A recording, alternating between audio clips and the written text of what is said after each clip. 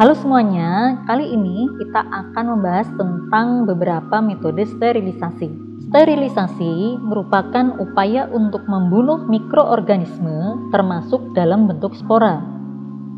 Nah, terdapat 3 metode sterilisasi, yaitu metode fisik yang terdiri dari metode pemanasan dan radiasi, kemudian metode kimia yang terdiri dari penggunaan bahan kimia berupa desinfektan, antiseptik, dan gas, serta metode mekanik yang menggunakan cara filtrasi. Untuk metode pemanasan yang merupakan metode fisik, ini juga terdiri dari beberapa metode, yaitu metode pemijaran langsung, metode panas kering, metode perebusan, metode pengukusan, dan metode pemanasan dengan uap bertekanan. Untuk metode sterilisasi dengan pemijaran langsung dapat dilakukan dengan memanaskan alat secara langsung pada nyala api. Contohnya, pada sterilisasi kawat ose yang akan kita gunakan untuk inokulasi mikroba. Memanaskan mulut tabung reaksi sebelum dan sesudah mengambil biakan, dan memijarkan tepi cawan Petri sebelum dan sesudah menuang media biakan. Sementara untuk metode panas kering dapat dilakukan dengan pengovenan pada suhu 160 sampai 180 derajat Celcius selama 1,5 hingga 3 jam. Metode ini digunakan untuk alat gelas seperti cawan Petri, tabung reaksi, dan Erlenmeyer. Nah, perlu diperhatikan bahwa metode ini tidak boleh digunakan untuk alat yang terbuat dari karet atau plastik karena ada kemungkinan alat akan meleleh. Sebelum proses sterilisasi dengan pengovenan, alat-alat terlebih dahulu dibungkus menggunakan kertas atau aluminium foil, kemudian baru dimasukkan ke dalam oven. Metode berikutnya adalah metode perebusan atau boiling. Pada proses ini, dengan merebus pada suhu 100 derajat Celcius selama 15 menit, maka kita dapat membunuh bakteri vegetatif. Yang termasuk dalam metode perebusan adalah metode pasteurisasi.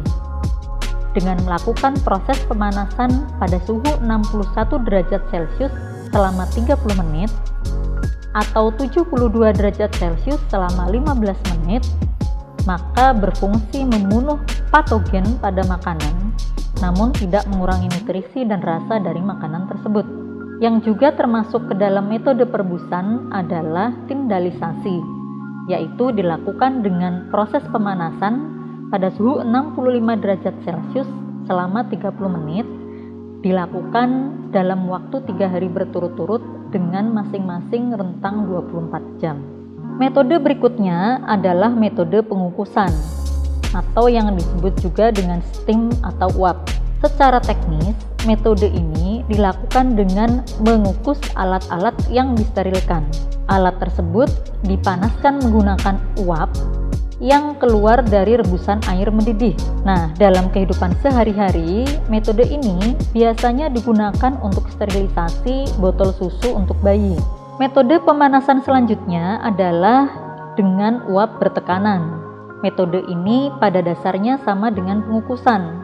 Hanya saja, dalam metode ini tekanan uapnya kita atur. Proses pemanasan dengan tekanan tinggi ini contohnya menggunakan alat autoclave. Metode ini dapat digunakan untuk sterilisasi biohazard atau limbah bakteri yang berasal dari hasil praktikum. Dapat juga digunakan untuk sterilisasi alat-alat gelas yang tahan terhadap panas dan sterilisasi cairan atau media biakan yang juga tahan terhadap panas. Umumnya, proses pemanasan dengan uap bertekanan dilakukan pada suhu 121 derajat Celcius selama 15 menit dengan tekanan 15 C.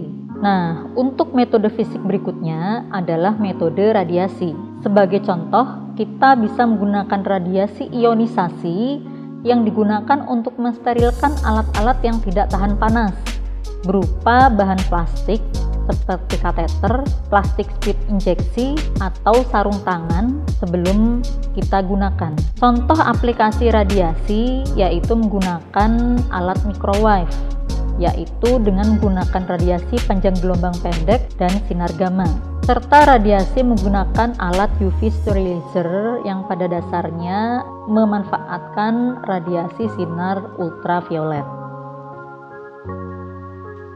Metode sterilisasi berikutnya adalah metode kimia, yaitu menggunakan bahan kimia cair yang bersifat desinfektan dan antiseptik. Bahan kimia yang dapat digunakan untuk sterilisasi ini antara lain etil alkohol 70% atau yang disebut dengan etanol, glutaraldehid dan formaldehid, hidrogen peroksida, dan halogen seperti klorin dan iodin.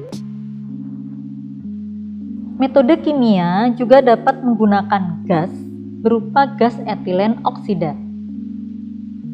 Metode ini digunakan untuk alat yang tidak tahan terhadap panas maupun tidak tahan terhadap kelembaban. Misalnya, untuk peralatan yang tidak dapat disterilkan menggunakan sterilisasi uap atau autoklav. Metode sterilisasi yang terakhir adalah metode mekanik. Metode ini menggunakan cara filtrasi atau penyaringan. Teknik filtrasi menggunakan suatu saringan yang berpori sangat kecil, yaitu 0,22 mikron atau 0,45 mikron.